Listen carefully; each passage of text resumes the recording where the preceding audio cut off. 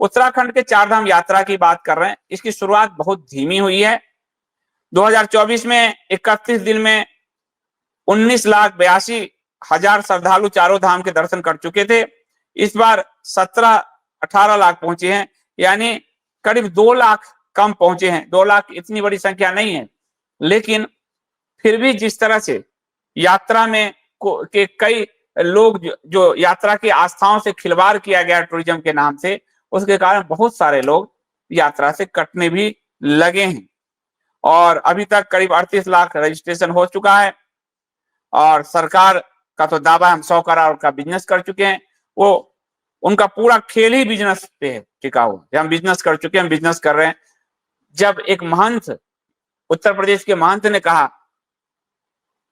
कुंभ को कि कुंभ एक बड़ा बिजनेस अपॉर्चुनिटीज है, तो आप समझ सकते हैं कि इन सब के मन में तीर्थ यात्रा के लिए किसी तरह की श्रद्धा नहीं है। ये सब कुछ बिजनेस के लिए कर रहे हैं, और जब श्रद्धा खत्म हो जाती है तो सिर्फ एक पिकनिक स्पॉट बन जाता है, जिसके कारण कई आपदाएं, कई चीजें जो हो रही है। तो इस पूरे मामले में केदारनाथ का जो सबसे 2 मई से जो ये यात्रा शुरू हुई है, बड़े संख्या में होटल की बुकिंग रद्द हुई है, हालत खराब है। और होटल एसोसिएशन का कहना है कि बुकिंग मिल ही नहीं रही है, होटल में लोग आ नहीं रहे हैं। तो जो इनका टूरिज्म का फंडा है वो फेल होता दिख रहा है। लोग सीधे जाके सीधे लौट जा रहे हैं हेलीकॉप्टर या जिससे, तो इनके टूरिज्म के फंडे को चोट लगा है, भयानक चोट लगा है। और जो लोग ऑनलाइन बुकिंग करवा रहे हैं वो कैंसिल करवा रहे हैं। छोटे कारोबारियों के हिस्से कुछ बिजनेस जरूर आया है, लेकिन होटल इंडस्ट्री को चोट पहुंचा। हेलीकॉप्टर कारोबार को भी झटका लगा है। हेलीकॉप्टर का कारोबार जो है 35 करोड़ एक माह में बताया जा रहा है, जो बहुत पिछले साल के मुकाबले 5 करोड़ कम है। अभी तक का डाटा, आगे जो बढ़ेगा तो वो पिछले साल और अभी इस साल का आज के डेट तक, कल के डेट तक का डाटा है। और हेलीकॉप्टर की बुकिंग भी लगातार रद्द हो रही है। तो 391 बुकिंग रद्द हुई है और उसके बाद 500 बुकिंग और रद्द हुई है।